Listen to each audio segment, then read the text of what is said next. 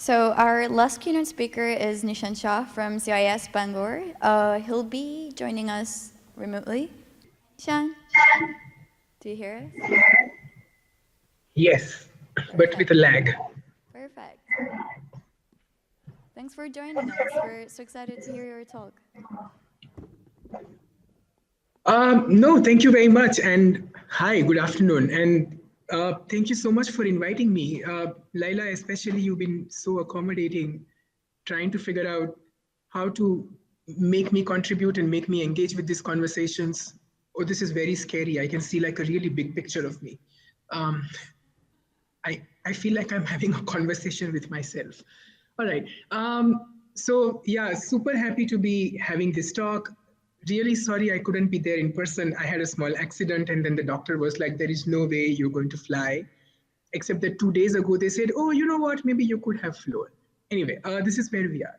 Uh, I'm delighted to talk today, and I was actually looking at the huge variety of speakers that we have for this uh, event and realizing that some of the ways in which we frame our conversations around privacy are almost scripted by the data sets, by the algorithmic contemporary structure of reality, by our focus on the internet as a new, a novel, and an unprecedented thing in such a way that there isn't really always space to talk about new things, that there isn't always a possibility of looking beyond questions of power, of control, of subjugation, of data protection, of data subjectivity, of big data, and so on and so forth. And so I thought maybe because I also have a different kind of a background, which does not really come from, I'm not a data scientist or I'm not a computing engineer, and I don't deal with social sciences, but with humanities. I thought this might be an interesting pause in the conversations that have been happening to talk not about data and the internet, but talk about storytelling and narratives. To approach privacy in the age of big data and the small human, perhaps from a completely different perspective, looking at a different kind of a history of another technology to see if that makes sense in the contemporary times. So, I want to propose today that somewhere in the last few years, without us knowing about it, in an almost non dramatic way, we have foundationally changed our ideas of who we are as information subjects. Now, it's a given that we are informational subjects, and I don't need to preach this to this community. We understand who we are through production of information and we tie ourselves to it, which is why, authorship has become so interesting and obsessive for us. Because we cannot think of ourselves uh, outside of the construction of a certain idea of agency, choice, and freedom to be ourselves beyond the perspectives of authorship, right? It's also a given that we are subjects of information. We did not need personal and social media to tell us that primarily when we talk about anything, we talk of ourselves. And that a lot of our information is about who we are, what we do, and how we relate to the world around us. It's a third given that we are subject to information. Or, in other words, we are shaped by informational reality. Uh, from how we look in our subjectivities to the larger ideas of nation states and communities, we are continuously being written in informational narratives. What feminists like Judith Butler would call an act of a creature. Our bodies, self, desires, and demands are all created by our relationship with information. If this is true, if indeed we are subjects of information in this complex and layered capacity, then I want to talk about a shift in the relationship with information that we have had through the much used, abused, and dismissed notion of information overload. Right now, it would be foolish to suggest that information overload is emerging as a concern for the first time because it's not. Like, if you look at the historians of reading and libraries, they tell us that way back in Alexandria, there was a huge debate about the role of the librarian, and indeed, one of the primary responsibilities of the keeper of the books was to make sure that common people do not get unlimited access to it. Because it was supposed that reading 300 books in one lifetime might lead to information overload and make people go crazy. Right? Strange as it sounds to us, this trope of information overload has been something that we've seen across centuries. As Mark Rose, who points out in his history of reading, tells us that the scribes in the 5th and 6th century AD were employed to ensure that the books that they were copying were kept in secure positions. Scribes were asked to work in isolation.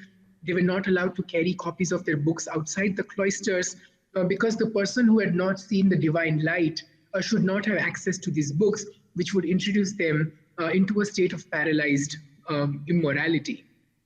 At the turn of the 16th century, and subsequently the introduction of the movable type, we had similar concerns that if we didn't know who the reader is, how can we make sure that the knowledge that we produce is going to be used usefully?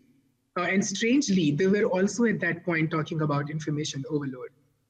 Jump all the way into the 20th century with the arrival of technologies of mass communication, but especially with the telephone, the anxiety was paramount, right? The capacity of somebody to just call you and give you information. So spammers and cold callers, wrong numbers, strangers with predatory intentions, this was all thought of as an informational state that people were not supposed to be able to handle.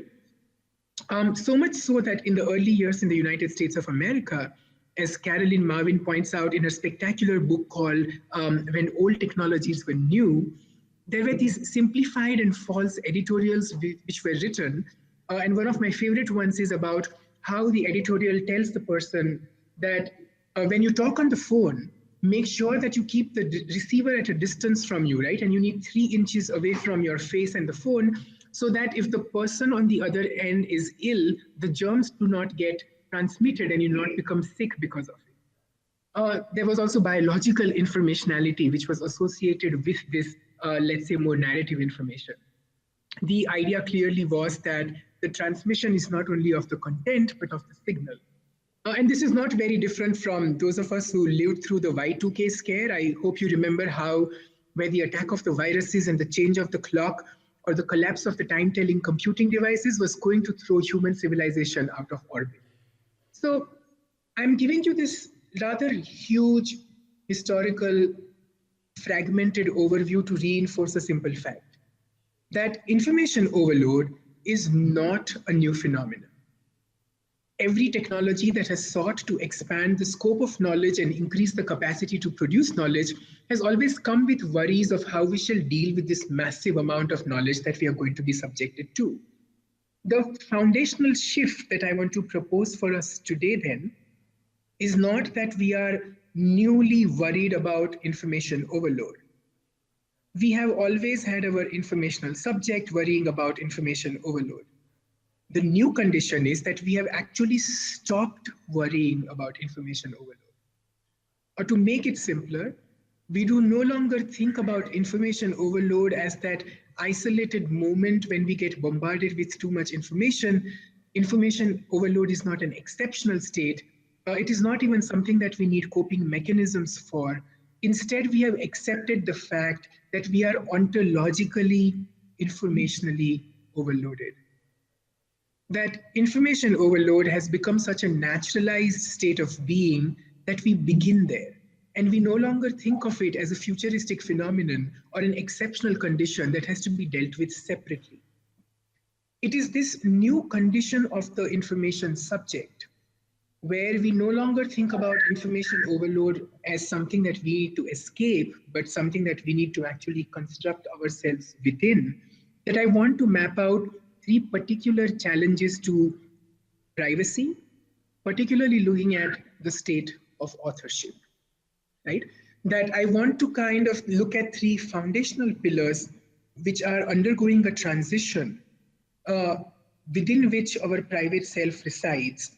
And in a very perverse kind of a way, instead of talking about contemporary situations in big data, surveillance mechanisms, data correlations, user profiles, Facebook data hacks, and so on, I'm going to talk about 3 really low tech or old tech phenomenon and see if they have parallels that they can give us for the current times.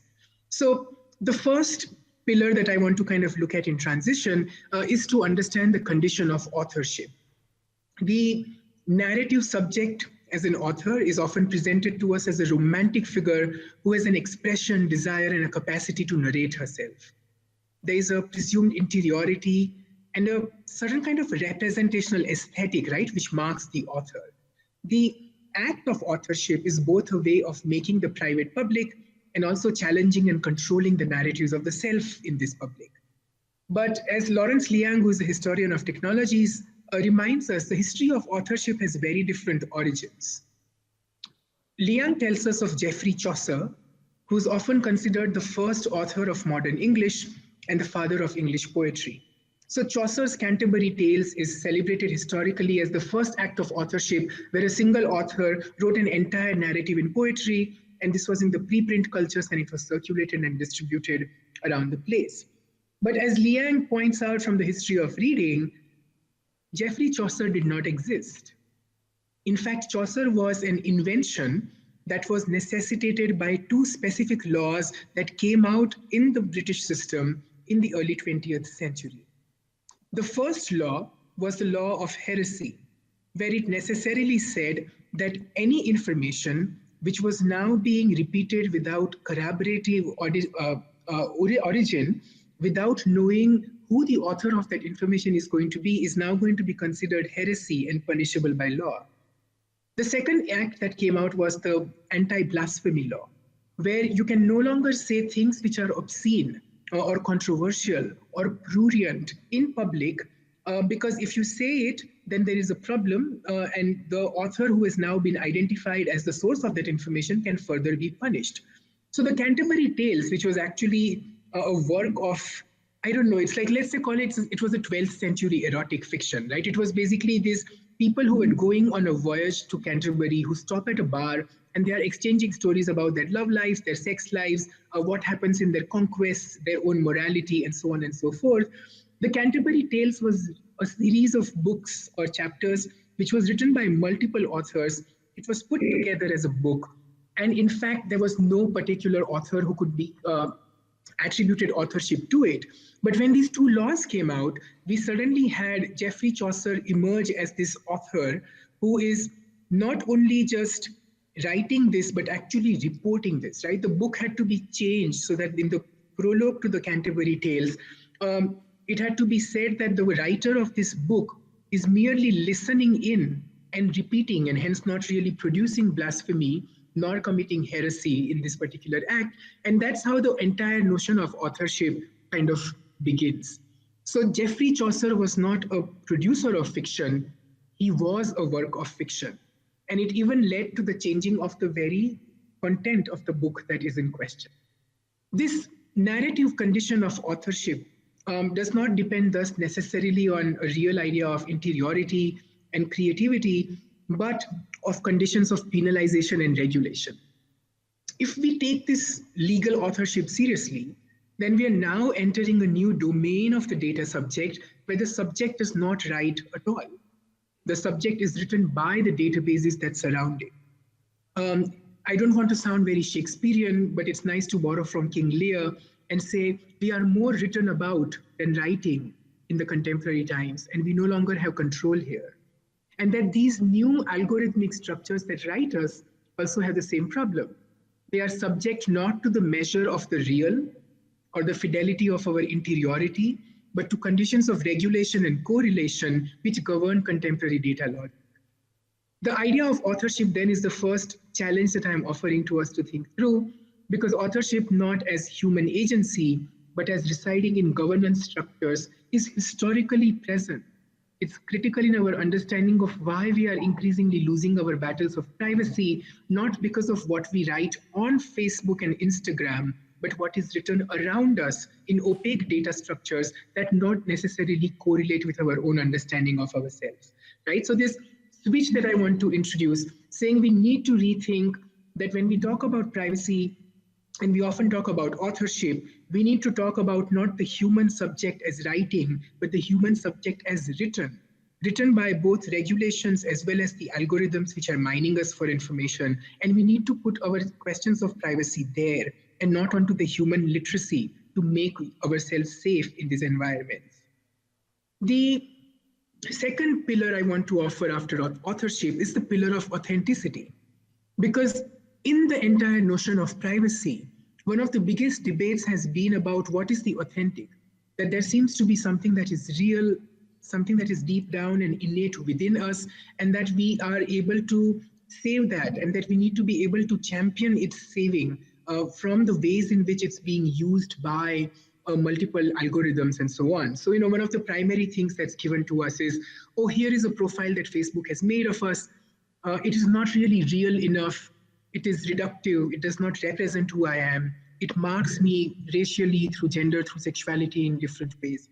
But this debate of me being translated into information and narratives is not new either. Let me illustrate this with one of my most popular anecdotes from the language that I speak at home. So, my first language is Gujarati, which is spoken in the state of Gujarat in the northwest of India. And there is a translator writer called Ashwini Bhatt. Ashwini Bhatt is primarily a translator, and he made his career out of translating James Hadley Chase novels from English into Gujarati. Right? So for a decade or so, he was the voice of James Hadley Chase and had indeed perfected the oeuvre of legal drama, suspense, moral dilemmas, and the fast action-paced sequences that Chase novels always have to offer.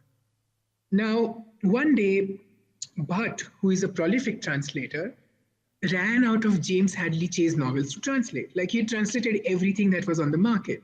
And so he tried other English bestsellers, right? He tried Sidney Sheldon and John Grisham, but none of them worked.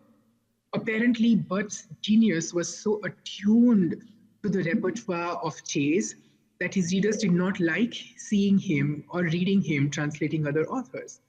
And so after a couple of years of trying out other authors, Bhatt went back to translating more James Hadley Chase novels.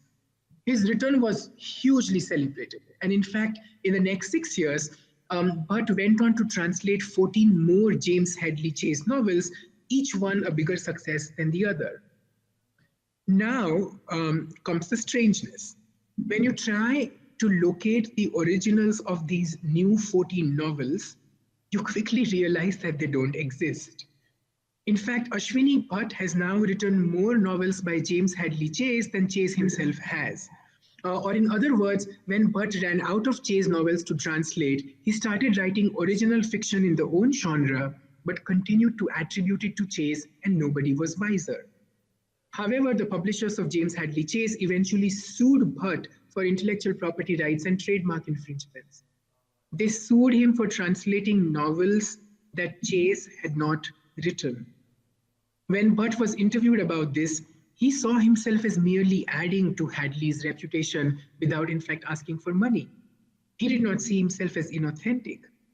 In his head, he was translating and extending the genre that Chase has started, and yet he was put into the conditions of being a criminal. In many ways, Ashwini Bhatt marks the beginning of the data subject who is an author. His work was critical not because of its content, but because of the containers it was put into.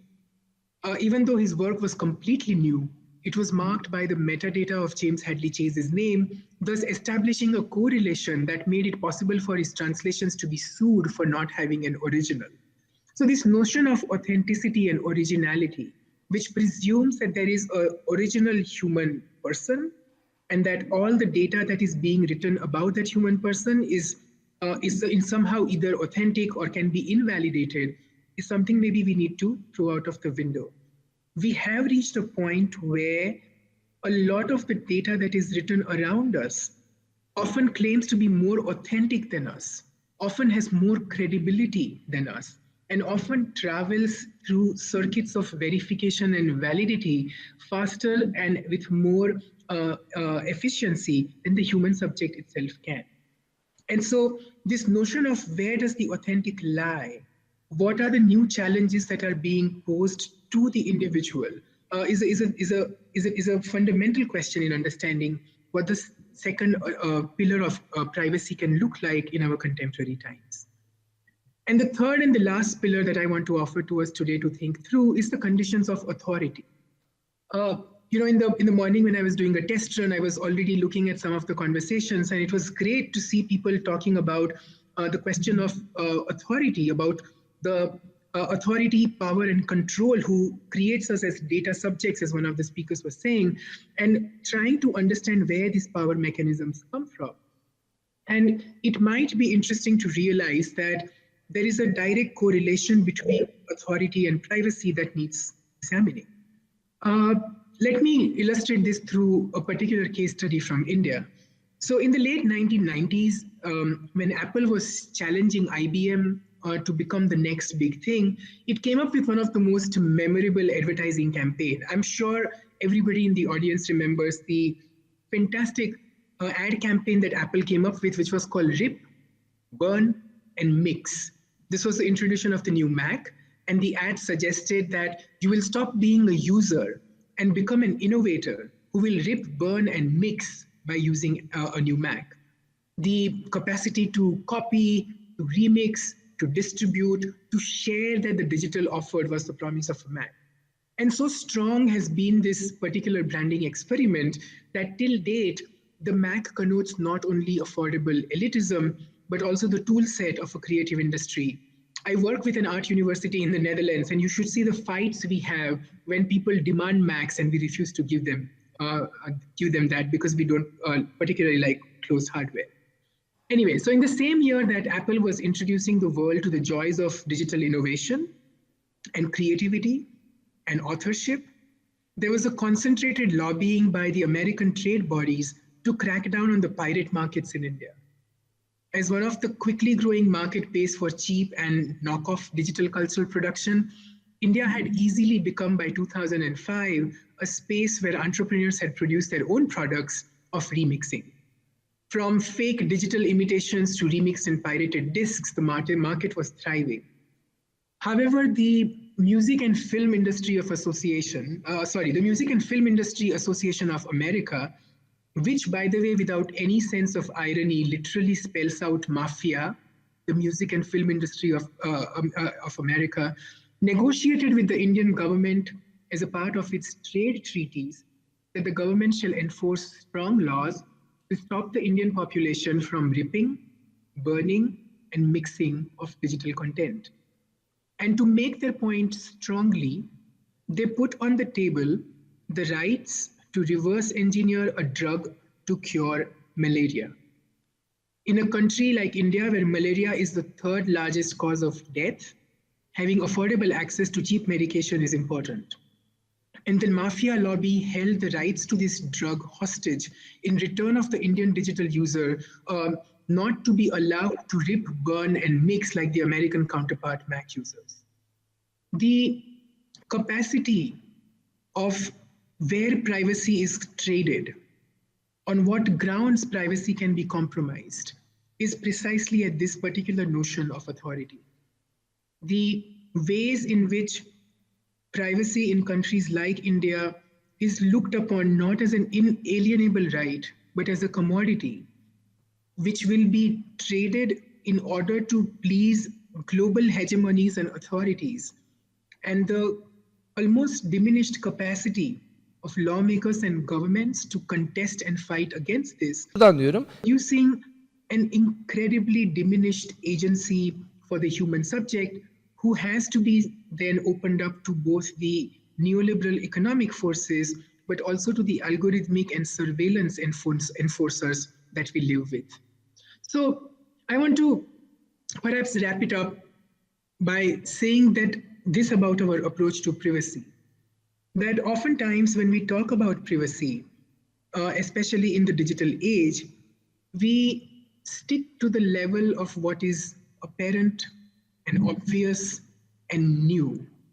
That we often think about the digital as such a huge rupture in the logic of historically producing the informational subject, the informationally overloaded subject, and the kind of privacy that is enshrined within her.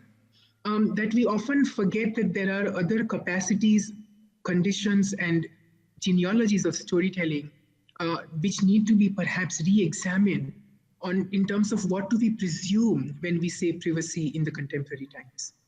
That if we examine the conditions of authorship, shifting our focus from not what shifting our focus from what we write to who writes us. Nishant, I'm And how sorry. we are We have sorry. we have 2 minutes left. Yeah, I'm just wrapping up. Sorry. Perfect. That so if we make the shift from not who writes, what do we write, but who writes us. If we look at the new structures of authenticity, so we decide who gets to decide what is the original and what is the metadata, and the punishments that come when one shifts into the other. And if we look at the conditions of authority, which is the ways in which the extreme customization leads to algorithmic enforcement, these are all new ways of thinking about privacy, not merely in terms of the information that we produce, but the information overload that we have taken for granted as our new ontology. And privacy for this informationally overloaded subject is going to need new vocabularies, frameworks, and safeguards, which are going to need both historical trajectories as well as future-looking championing of the human author in the age of machinic authentication. So I'll stop here and maybe we have like 5 minutes for questions and answers. Thank you.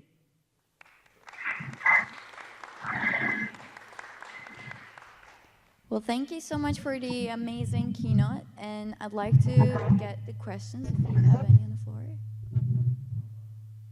Do we have any questions? Okay, everyone's kind of tired. Well, thank you again so much for joining us. All right, thank you very much. Hope to see some of you soon in other places. Bye. Thank you.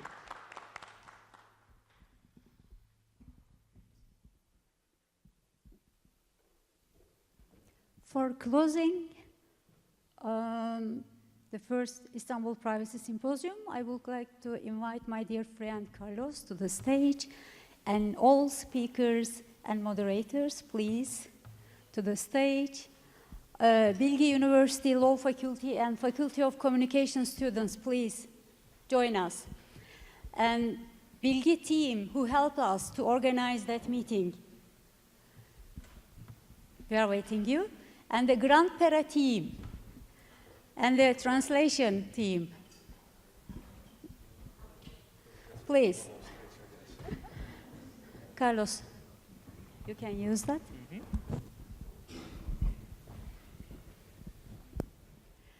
We have a hidden guy, or hidden guy of for the conference. John, please. Or hidden guy, he must be stay, yes, he is really hero, hidden hero. He organized all presentations, all kind of problems. Thank you so much. And Carlos, please. So thank you everyone, thanks Leila and to the amazing team that put up this event. It's amazing to see how many people end up being involved in speaking, moderating, organizing. I think you all deserve a round of applause. So.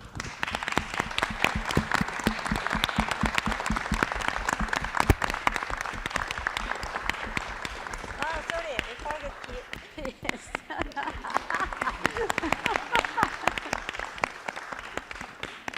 We couldn't miss UKS. Leila, just a quick few comments.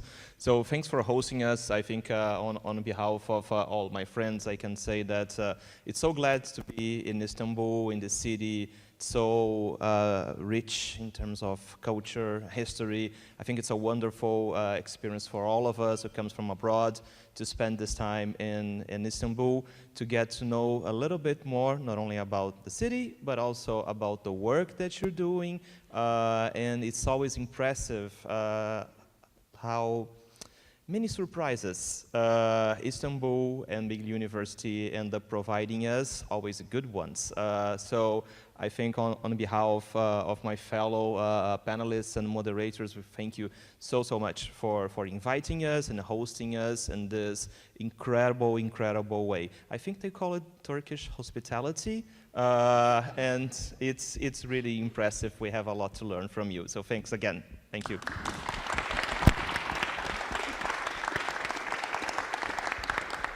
As a Network of Centers member, Bilgi University IT Law Institute, we always very pleased to have you in Turkey, in Istanbul. And that means in order to spend more time in Istanbul, we should have to organize, Carlos, together another conference, another topic maybe, and invite all of our friends again to Istanbul. Well, How about? I really like the idea to divide the world into capitals. So the idea of having Rome and Constantinople worked very well for a lot of for a long time. Constantinople even more. I think it's always good to have a second home in Istanbul for the NOC. And for our friends on the NOC, we have a very quick meeting just to go over some housekeeping issues for our forthcoming events. We promise it's going to be really short so that we can enjoy the cocktail right after. Okay? Leila, so And you we to close. thank you also the audience for 2 days long. You were with us, and we are happy to have you at that room. And thank you so much for your contribution and your opinion and your presence again. And we look forward to seeing you in another Network of Centers event in Istanbul. And thank you so much.